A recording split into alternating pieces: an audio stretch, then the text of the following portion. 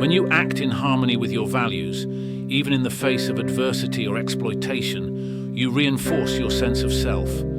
This reduces feelings of resentment or victimization. It's crucial to recognize that resilience isn't about never bending. Like a tree that bends in the storm but doesn't break, resilient people adapt to circumstances without losing their essence.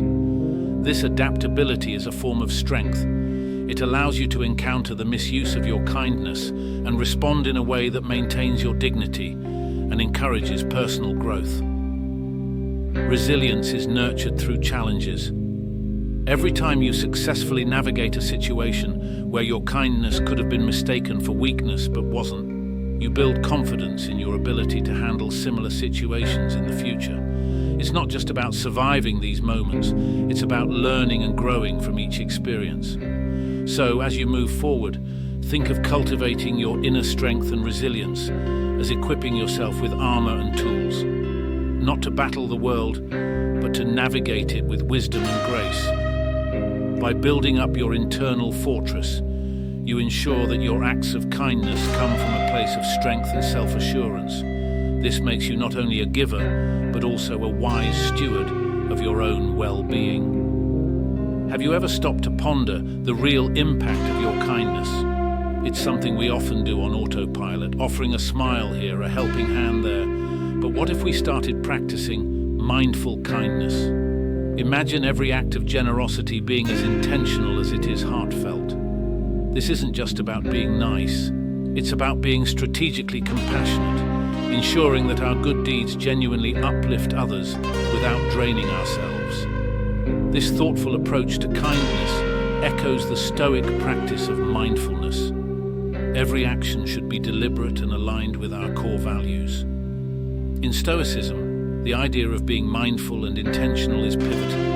The Stoics, like Marcus Aurelius, often emphasize the importance of acting with purpose, not just with emotion. When you practice kindness mindfully, you're not just reacting to a situation, you're responding to it with wisdom and insight. This means taking a moment to assess what kind of help is truly beneficial and when it might be more prudent to step back.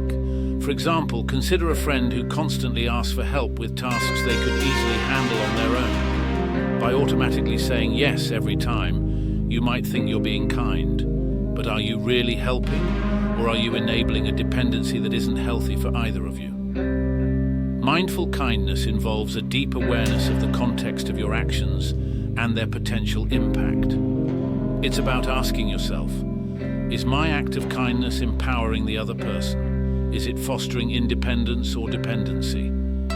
This reflection isn't about judging your desire to help, but refining it so that your actions lead to positive outcomes for all involved. It's akin to the Stoic belief in doing what is right, not just what feels good. By aligning our kind gestures with practical wisdom, we ensure they are not only generous, but also genuinely constructive.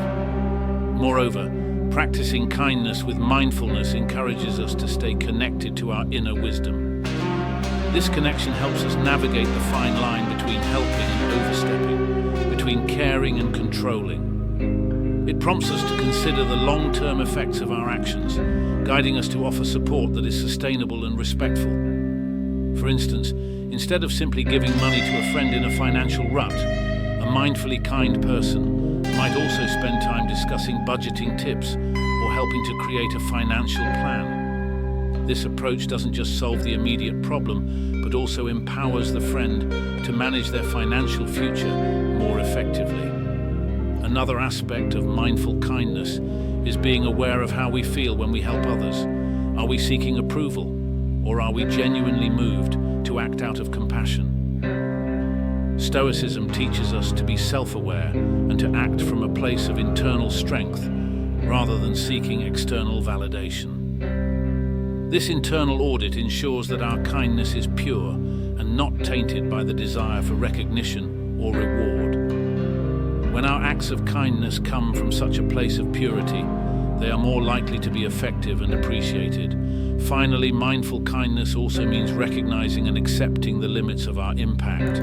We can offer help, but we cannot control the outcomes.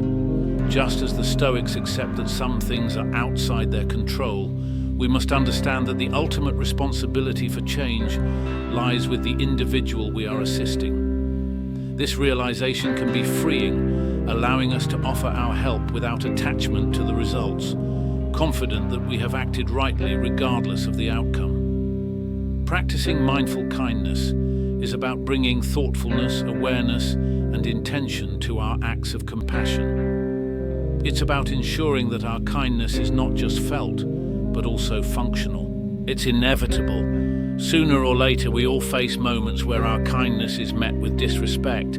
It's frustrating, isn't it? When you extend a hand and, instead of gratitude, you get a slap in the face, either literally or metaphorically. But here's a Stoic twist on handling these situations. Instead of reacting with hurt or anger, we can choose to respond with wisdom. This shift isn't just about keeping our cool. It's about turning a potentially negative interaction into a learning experience for both parties involved. Stoicism teaches us that our reactions are within our control, even if external actions are not. When someone disrespects us, it's easy to react impulsively, perhaps with anger or withdrawal. However, responding with wisdom means taking a step back and analyzing the situation. Why did the disrespect occur? Often, it's not entirely about use, but about the other person's struggles or insecurities. By understanding this, we can address the situation more effectively and compassionately without escalating the conflict. A wise response begins with maintaining our composure. Think of Marcus Aurelius, who faced betrayal and disrespect even from his closest allies. Yet he chose to handle these situations with a level head, focusing on rational responses rather than emotional reactions. In our own lives, this might mean pausing before responding, allowing ourselves time to cool down if we're feeling heated. This pause is crucial. It gives us the space to formulate a response that aligns with our values and the outcome we desire, rather than one that simply vents our frustrations. Next, consider the importance of clear communication. When facing disrespect, it's helpful to express how the behavior affects us without placing blame. For instance, you might say, "When you speak to me in that tone, I feel undervalued and hurt.